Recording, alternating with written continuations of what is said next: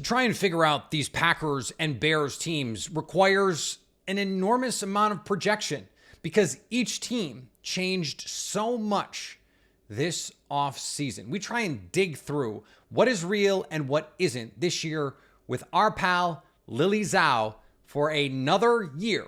We kick off a Zhao You Doing 2023. Let's do it. You are Locked On Packers, your daily Green Bay Packers podcast. Part of the Locked On Podcast Network, your team every day.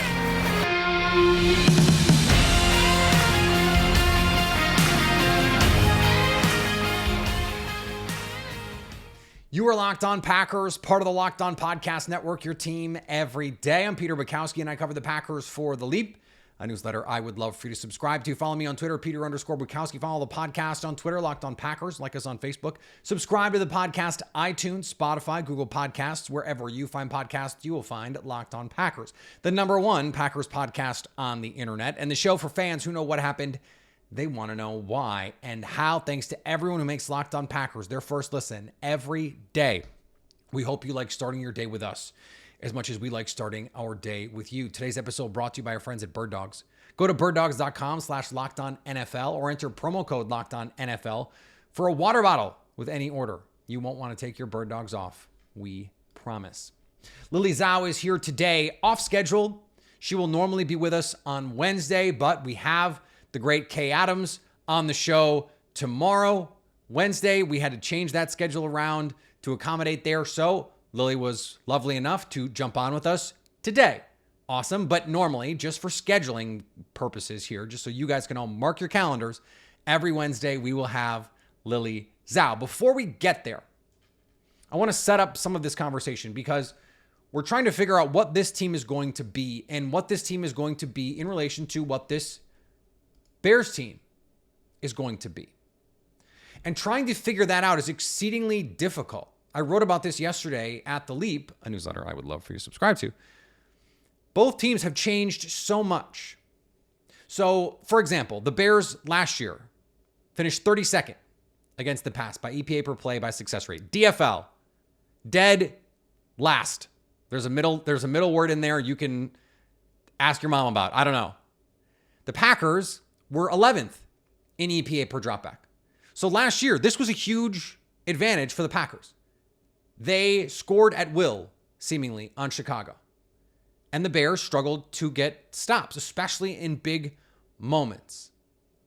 How much better did the Bears get? It's a fair question. They added Gervon Dexter and Zach Pickens at defensive tackle. They added DeMarcus Walker at defensive end. They added Tremaine Edmonds, and they added TJ Edwards to their linebacker room. That is a lot of new players in their front. They added Tyreek Stevenson, the corner from Miami. He's going to start on the outside. We know what Jalen Johnson is opposite him. Jaquan Brisker comes back in year 2, who they really, really like.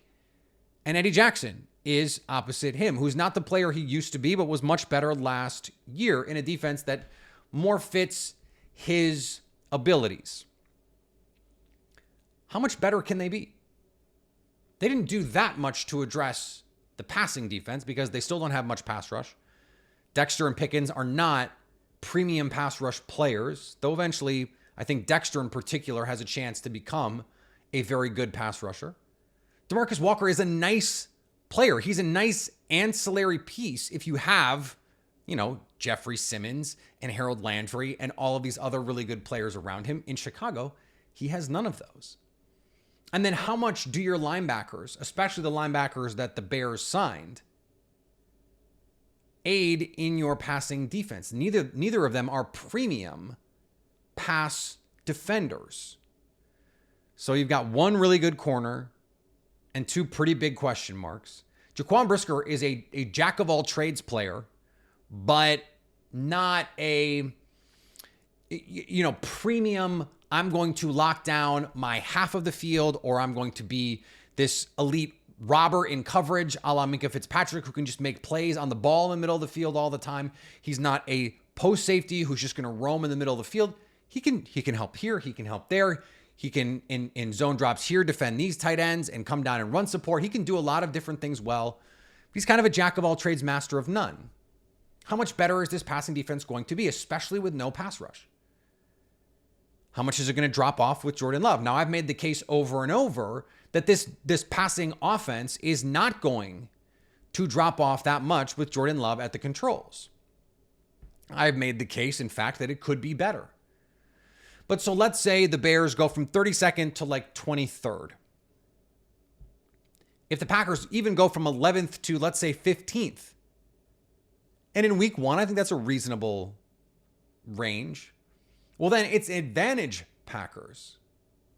But it's not the seismic advantage it was a season ago. But that also, both of those requires an enormous amount of projection. Okay, something that requires much less projection on both sides when we're trying to figure out who has these advantages is the run defense. Both run defenses stink. They absolutely stink. Bears 28th in EPA per play last season, 26th in success rate defending the run.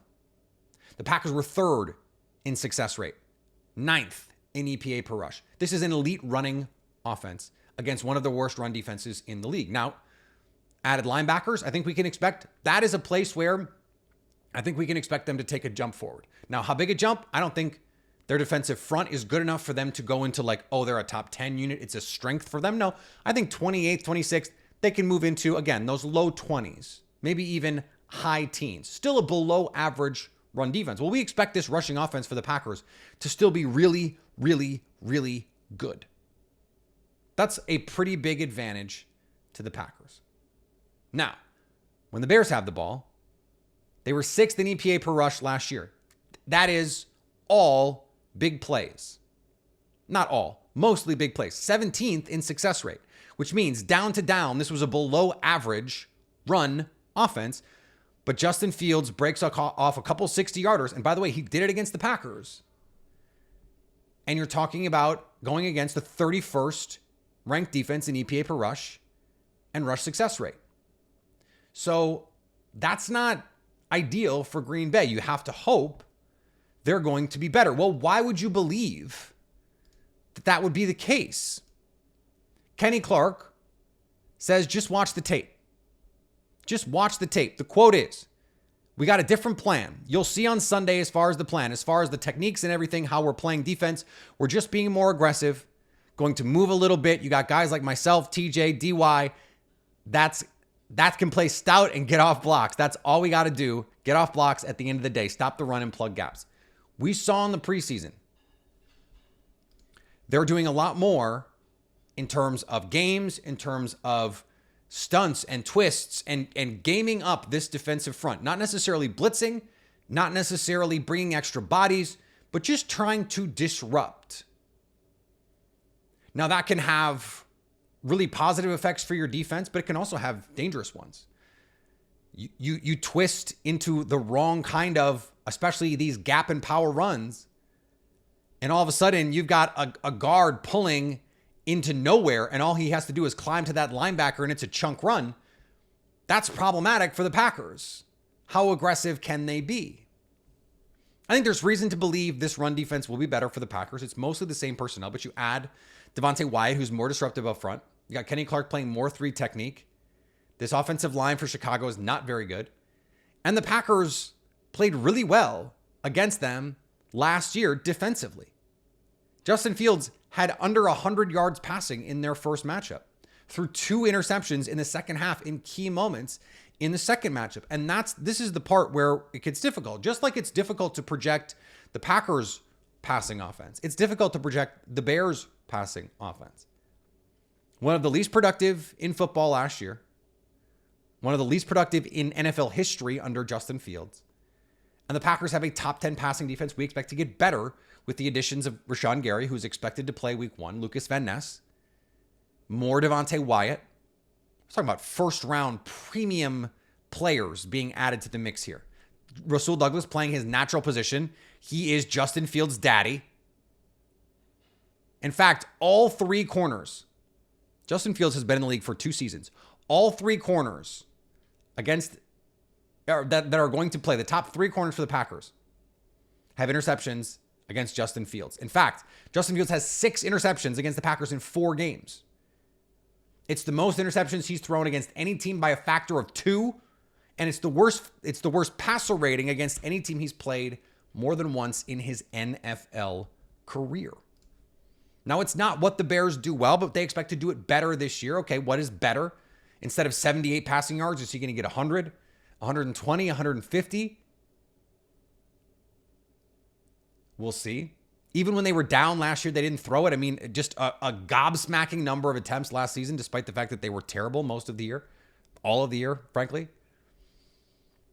It's the thing that the Packers do the best. But it's also the thing that the Bears do the worst. So you say advantage Packers, and to be sure, advantage Packers, no doubt. But when the thing that the Bears are best at is the thing that the Packers defensively are also the worst at, that becomes where this gets a little dicey. I still think the Packers have an advantage here. I think they're to me clearly the better team. But a lot of this matchup is based on projection, and that's just stuff at this point we don't know. All right, we're going to talk to Lily Zhao here in just a second on Locked On Packers. Today's episode brought to you by our friends at Bird Dogs. Bird Dogs make you look good. I don't know how I can put it any simpler. Bird Dogs stretch khaki shorts are designed to fit slimmer through the thigh and leg, giving you a truly sculpted look. Bird Dog shorts do the exact same thing as Lululemon, but fit way better. I know. I went to Lulu and tried them on. Didn't look as good, didn't fit as good, didn't feel as good. Bird Dogs fit way better than regular shorts that are made of stiff, restricting cotton. Bird Dogs stretch to get a way slimmer fit without having to sacrifice movement. And they're functional for any occasion. I wear some of my Bird Dogs for pajamas and just hanging out around the house. I wear some of my Bird Dogs for all occasions. I wore them the other day to go to a nice event, shorts. I put a belt on because the khaki ones have the belt loops, even though it is an elastic waist. Surprise. You put a belt on it, a nice polo shirt. You go out, you can put some loafers on. You got a nice outfit. But it's just as easy. Sneakers, t-shirt, bang. So go to birddogs.com/LockedOnNFL or enter promo code LockedOnNFL at checkout for a free Bird Dogs water bottle with your order. That's birddogs.com/LockedOnNFL for a free water bottle at checkout. You won't want to take your Bird Dogs off. We promise you. And thanks for making Locked On Packers your first listen every day. The Locked On Ultimate NFL Season Preview is here. The 7-episode extravaganza brings opinions, analysis, and plenty of debate from all 32 of our Locked On NFL hosts with insights from our national experts. It's a can't-miss series before the season kicks off. Catch every episode on Locked On NFL or YouTube, wherever you get podcasts. Joining me now for another season, everyone's favorite game. How you doing? Lily Zhao from Fox 6 in Milwaukee, back again. I am so excited that we get to run this back. I get to spend time every week with one of my favorite people, just period, but also one of my favorite people on the beat. Lily, how has the spring and the summer treated you? How you doing? I almost just said, how you doing? And I was like, wait, we have a bit. We got to do the bit. Right. Yeah, is that how you do? Yeah. I've been doing well. It's in Milwaukee, at least we're staying busy with, the Bucks finished early, which we weren't expecting. And then the Brewers are kind of ending towards the regular season. And now with the Packers again. So I'm staying busy, but able to get away a couple times in the summer and enjoy my time off. And now I'm kind of gearing up for football season. So I'm ready for it. But it's been a good year. I'm excited to be back with you and chatting Packers football every week. So how you doing? I'm great. I'm so great. I can't wait for this season. There's so many interesting things for us to talk about.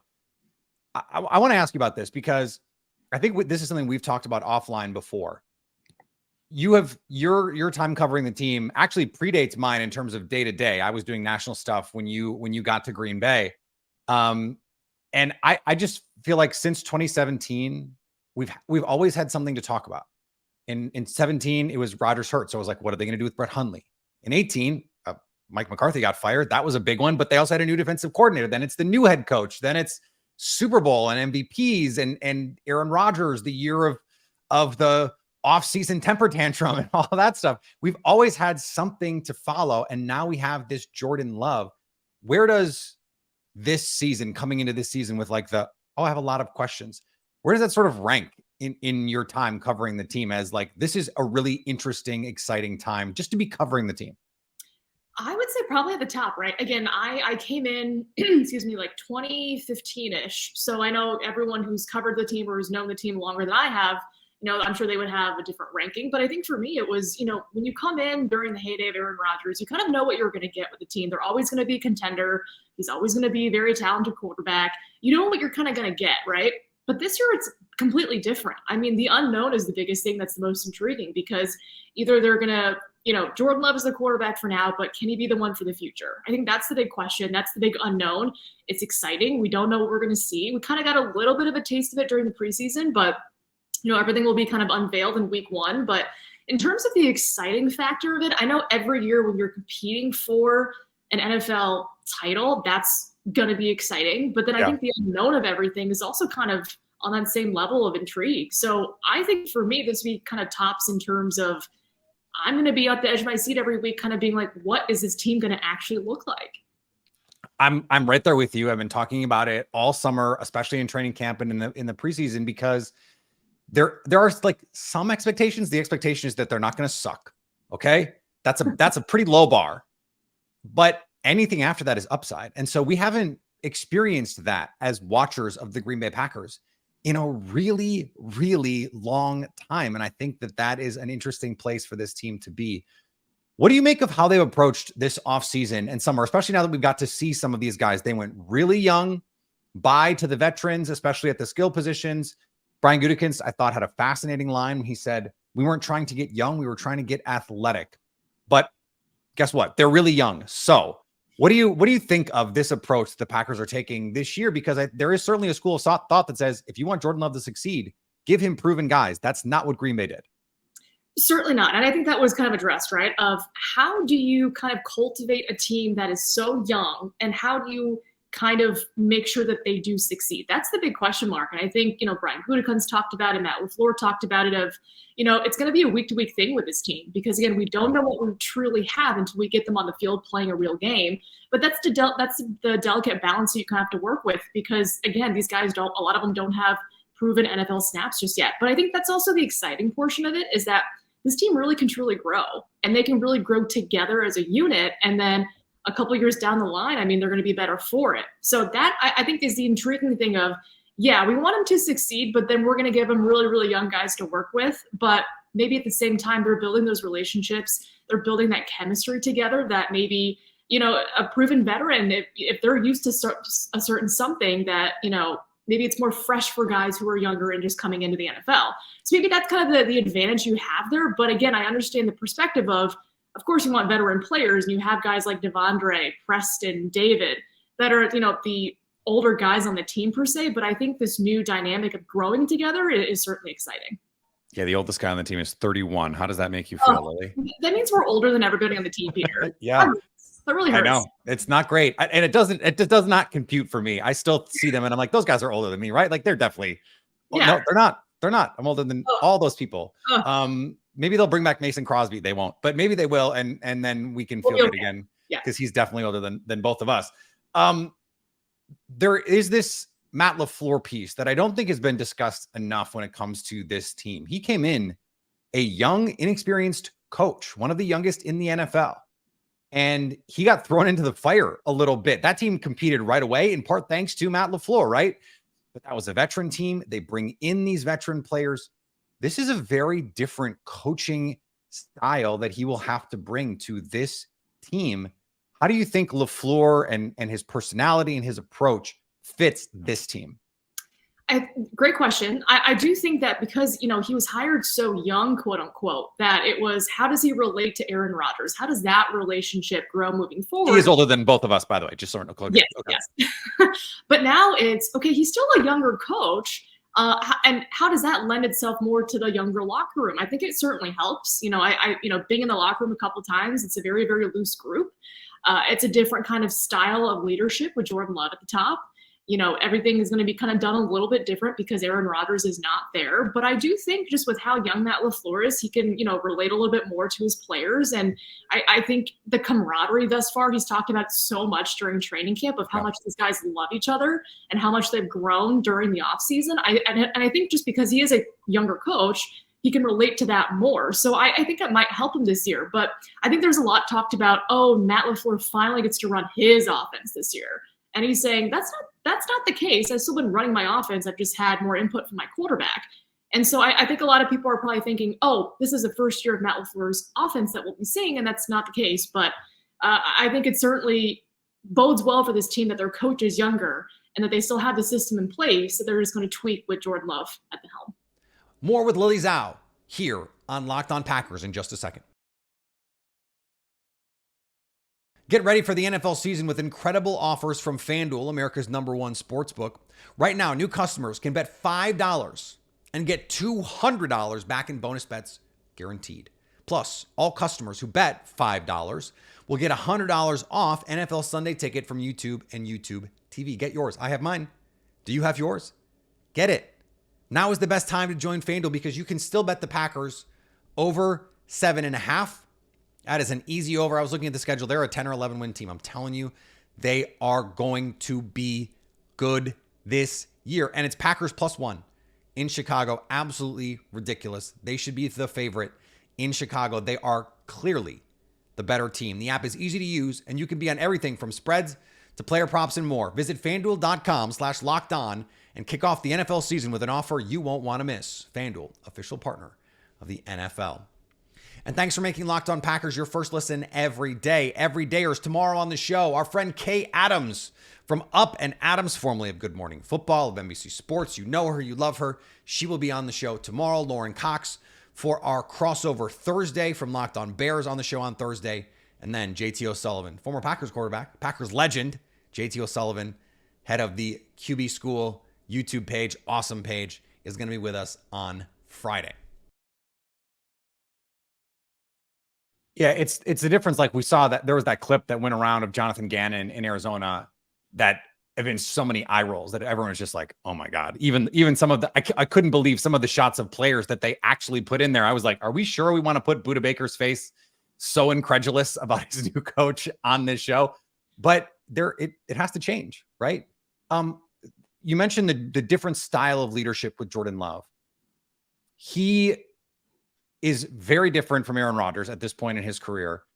And I have been struck, and tell me if you feel the same way, at how fast he seemed to have galvanized the locker room. That these guys just seem to be behind him right away. And I was like, that has to be that sort of time under tension idea of like, he's been there for 3 years. These guys that have been there along the way know he's been and he's working. You hear Aaron Jones talk about he works the right way. We see how hard he works. Are you surprised at how fast everyone's just like, AJ Dillon, I'm ready to run through a brick wall for Jordan Love? I would say I'm surprised at how fast they've kind of come together. Again, because he's been with the team for 3 years, I think he's really just put his head down. He's worked. He's done the right thing. He's learned from Aaron Rodgers, and he's gotten to know a lot of the core guys that have returned. And I think that, is a big benefit. But I think just for him, kind of staying in the background, just kind of doing his own thing, just being a sponge, absorbing everything, and building a rapport with these guys has certainly kind of given him that leg up this season now as QB1 because, the offseason he's working out in California with a couple teammates. Aaron Jones was one of them. And when you have the trust of Aaron Jones, I mean, he again is the quote unquote heart and soul of this team per Brian Gutekunst, right? When you have his trust and he vouches for you, other guys are going to follow suit. And I think just, again, Jordan Love's style, very different than Aaron Rodgers. They're different personalities, much more quiet, much more calm, much more, kind of buttoned up a little bit, but I'm sure it's because, it's his first year. So I think that approach, and also just being a young quarterback, certainly is relatable for everybody. So not surprised that they've come together so quickly, but I'm hoping they're joking about like Hall of Fame quarterback, but maybe this is the start of one day. I don't know. Yeah, we'll see. There was a great line. I had Ollie Connolly on the show last week, and he mentioned that after the Chiefs game, Jordan Love was pissed. Like he was mad at how he played. And we saw a little bit of that fire against the Seahawks when that hit was it the Patriots where I think it was the Patriots, the late hit. And you have a little bit of that skirmish and he gets up and he is yapping. He's talking. And I was like, who would do exactly that same thing? Aaron Rodgers would come up and do that. And that was a part of his personality, Lily, that we hadn't seen I think it's really, we talked about that excitement, the idea of what this team can be. Finding out who Jordan Love is as a guy, not just a quarterback, is fascinating. But let's talk about Jordan Love, the quarterback on the field. There's some flashes. He seems to be taking pretty good care of the ball, both in practice and in preseason. What do you think are reasonable expectations for him this year? I don't think he's going to be putting up 4,000 yards, passing yards, although that would be spectacular. I think, again, Packers fans have to give him some grace this year, as they all, as fans do with many first-year quarterbacks, and knowing that he's going to flash, he's going to make those plays that we expect him to make, but he might make mistakes too, and to be okay with that. Because, again, this is his first year under center, reading defenses for real. It's not him coming into a game either in a blowout situation or Aaron Rodgers' injured situation to manage the game or keep them from losing. It is literally his job to win this team games. So give him some grace this year. Again, we've seen, I think the most important thing though with Jordan Love is outside of his footwork improving, his arm strength, just his ability to read defenses, it's his ability to be resilient. And I think we've seen that in the preseason, right? Yeah. Either his first 2 drives weren't good, he comes back, throws a touchdown. Like, he's not leaving that game until he gets a touchdown. I think his ability to be resilient, I think, will bode well for this team in the regular season, because inevitably he'll make some mistakes, but he'll bounce back. And I think that's a very important trait for a quarterback. Yeah, we talk about short memory for cornerbacks, and I think it's the same for quarterbacks. You have to be able to respond from those mistakes. The ability to overcome adversity. Steve Nash talked about this, that the reason we miss on athletes more often than not is because we underestimate how valuable it is. And it's really hard to evaluate how people handle adversity. That's going to define, I think, Jordan Love, because we know what the talent is. We can't not talk about the defense, because the Packers kept Joe Barry and they also added a lot of talent to this defense. They're saying all the right things right now, Lily. They're going, we're going to play more aggressive. We're going to play more man coverage. Russell Douglas is like, yeah, it's going to be different this year. Why should we believe that?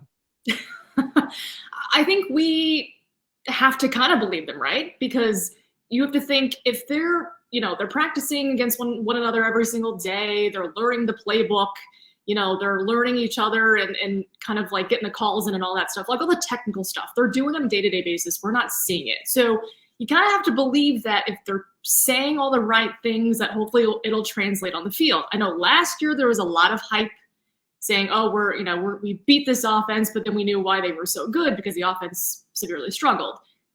I would assume that this year, having learned from their mistakes last year, that it's not just talk, like they're actually putting stuff in motion to be able to stop the run, to be able to rush the quarterback, to be able to be stout in the secondary with whoever they put back there at safety. I don't think they're going to hopefully just talk the talk. They're going to walk the walk and actually play on the field and be better.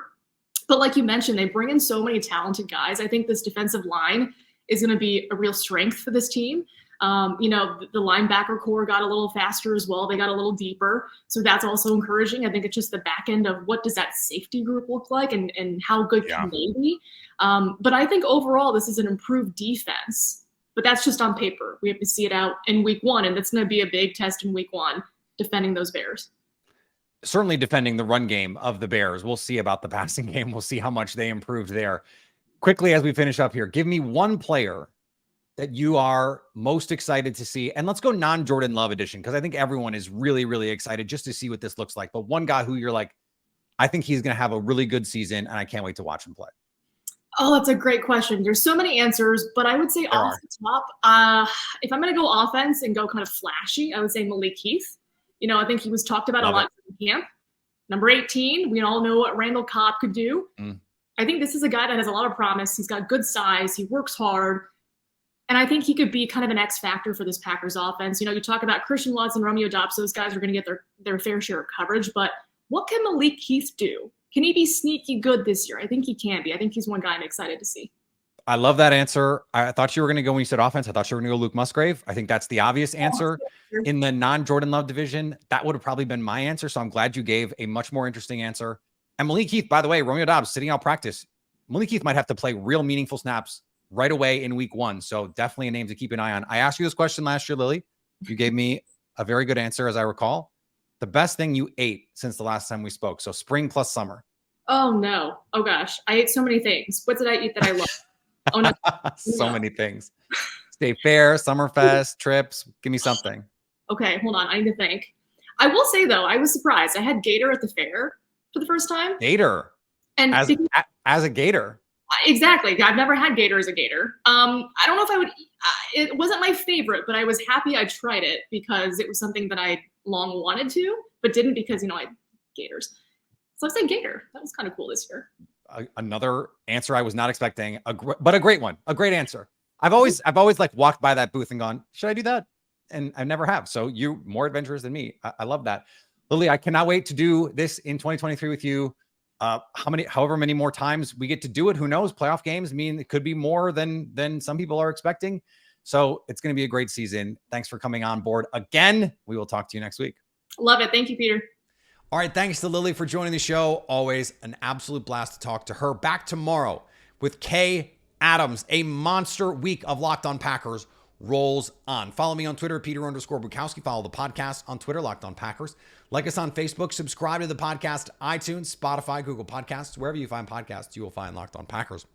At any time you want to come hang out with us live, like we will be after the game on Sunday when the Packers beat the Bears to start 1-0 this season in 2023. You can go subscribe on our Locked On Packers YouTube page so you can stay Locked On Packers.